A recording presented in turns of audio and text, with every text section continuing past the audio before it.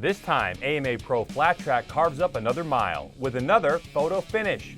RV2 pulls the plug on a storied career. We talked to ProMoto's Jason Wygant about that and more. We introduce you to Moto America's Super Sport points leader, JD Beach. The ATV MX battle is at full throttle with the young gun making moves to grab the #1 plate. Plus AMA Vintage Days, a chance to relive the past as fast as you like.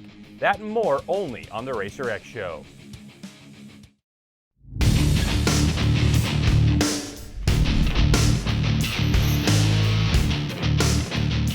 Hello and thanks for checking out the Racer X Show. I'm Greg. If you haven't heard by now, Motocross and Supercross star Ryan Villopoto sent out a press release just a few days ago announcing his retirement. We'll talk more about that in a moment. And that big flat track crash that you just saw in the tease, that was Sean Bair. We'll have more on that as well. So here we go. The Racer X Show with Greg White is being presented by Acherubi's Soul and Passion, and by Yoshimura, the leader in performance exhausts. Let's start the show with the motocross segment presented by Acherubi's and getting you up to date on what's been happening in the sport. So let's welcome again via Skype pro motocross commentator from NBC, Jason Wygant. Hey Jay, good to have you with us on the show again.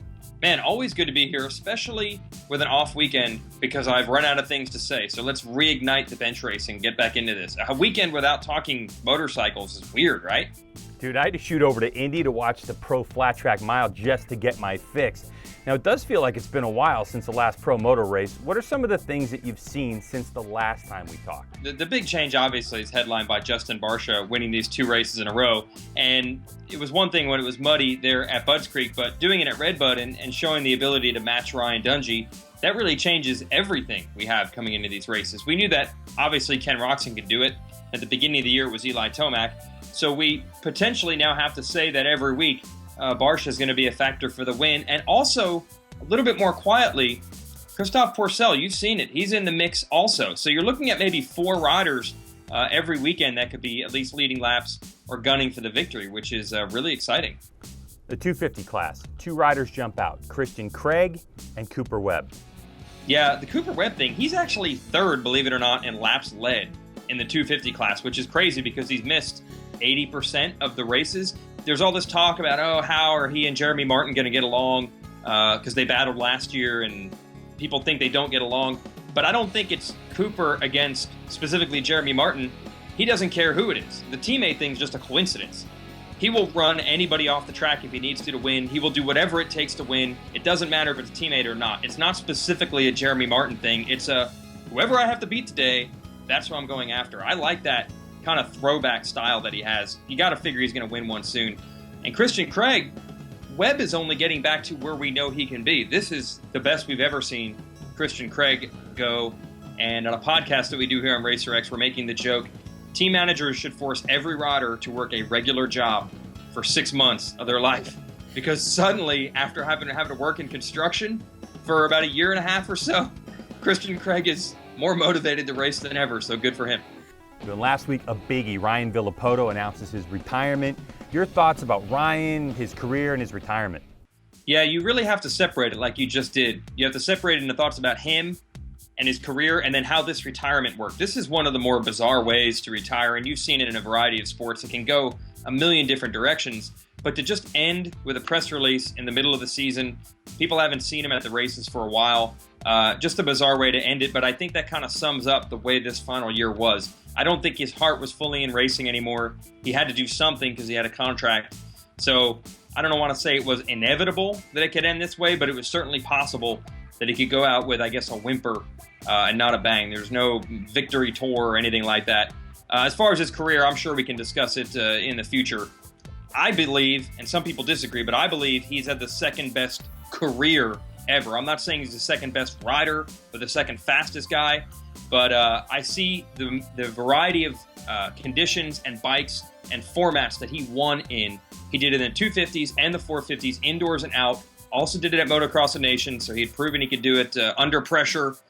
Basically anything you threw at him, he figured out a way to win the title.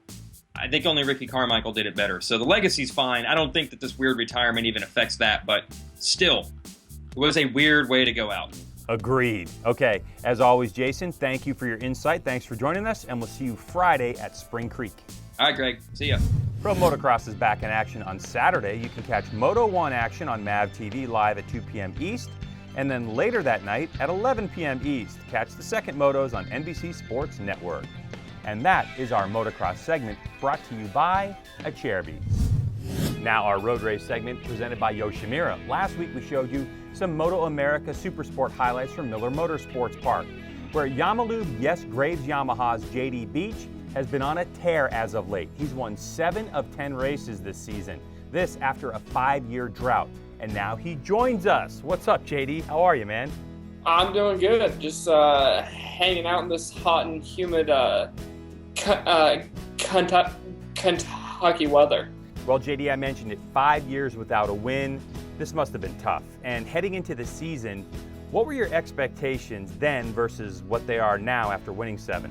I mean, I feel like I've been putting in the work and the results just haven't been coming. And to finally have the season that I'm having, it's kind of something, I don't know that I expected it. This was the kind of season that I've been wanting. And I've learned a lot from a lot of pros, and one guy I've learned a lot from is Josh Hayes, and it seems like throughout his career he's had moments where like he's been real good and real fast, but it sounds like he's had some rocky times too, but just kind of pushed through it. So I mean that's what I've been trying to do, and I feel like now all this bicycle riding motocross, riding dirt track, working out in the gym, it's starting to pay off, and I'm starting to see the light at the end of the tunnel.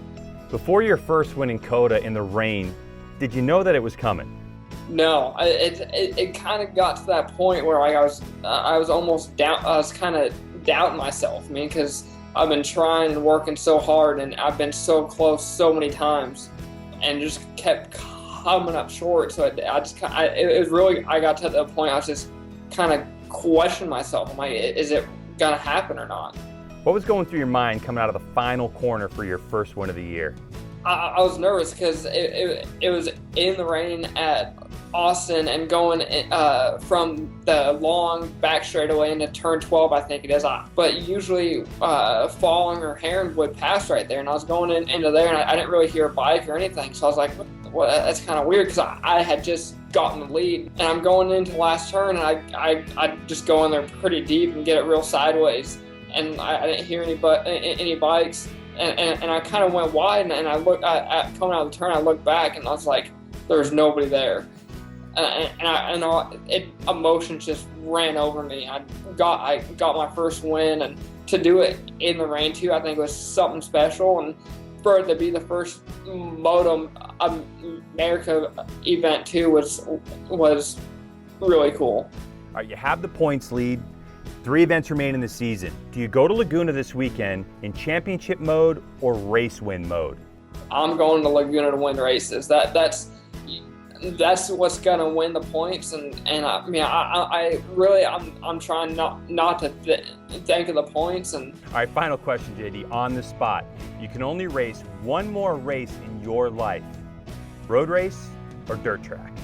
Man, after these last couple of weeks watching the Coin and Indy, these miles, it definitely have to be like a nice dirt track mile.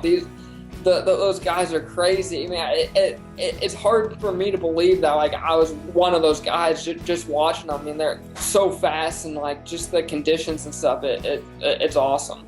Well, JD, thank you so much for spending time with us on the Racer X Show, and good luck with your championship run. Awesome. Thanks, Greg. The full complement of Moto America races support World Superbike at Mazda Raceway Laguna Seca this weekend. You can catch the Superbike and Supersport stuff on MotorTrendOnDemand.com. The other races on fanschoice.tv. All the info's on MotoAmerica.com. A quick MotoGP update as the 9th round of the championship fought it out at the Sachsenring in Germany. The weekend was dominated by Repsol Honda's Marc Marquez, but it was Valentino Rossi who's 3rd ahead of teammate Jorge Lorenzo. That was the big story, further extending the 9-time champ's points lead to 13. It's an all-movie star Yamaha affair up top. Who would have guessed that back in March? The #1 production-based championship in the world, World Superbike, comes to the shores of California and Mazda Raceway Laguna Seca this weekend. You can catch the TV coverage on beIN Sport Network, beginning with Super Pole on Saturday at 6 p.m. East. On Sunday, live Race 1 at 2:30 with Race 2 going off at 5:30. And that is our road race segment presented by Yoshimura. AMA Pro Flat Track hit the halfway point of their season over the weekend, and what has been a race in conjunction with the MotoGP events in Indianapolis, this time they were on their own. And in the GNC1 class as of late, there's been a handful of riders racing it up. 42 is Crosley Radio's Brian Smith, who's dominated the miles on his Kawasaki, a resurgent 2013 GNC champ, that's factory Harley-Davidson's Brad the Bullet Baker on the #6, and the reigning champ, #1 plated and points leader Roger Racing Harley-Davidson's Jared Mees. And in this one, those were the racers who fought it out to the end.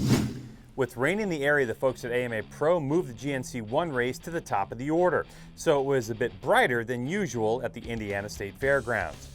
But a few laps into the race, and this massive crash happened. Number 32, Sean Bear, on a KTM, who was running up front, got into the deep, soft stuff on the outside, sucked him into the air fence, and wow, ripped that bike to pieces. Lucky that the riders behind were able to avoid the shrapnel. Amazing enough, Bear would get up and walk away under his own power.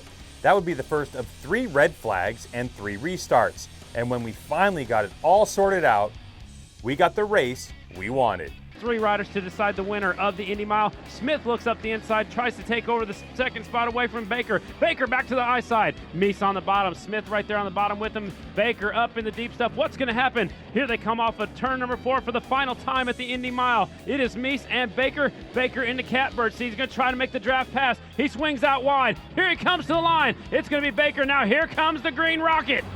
Again, a close one with Baker getting the nod this time. Smith just shy, but outrunning Mees. Let's hear from the Bullet. Jared had a little bit of strategy. We wanted me to lead coming off of 4 as well, and we were kind of playing mind games along with Brian here to get the position to come off of 4. And I fought hard for it.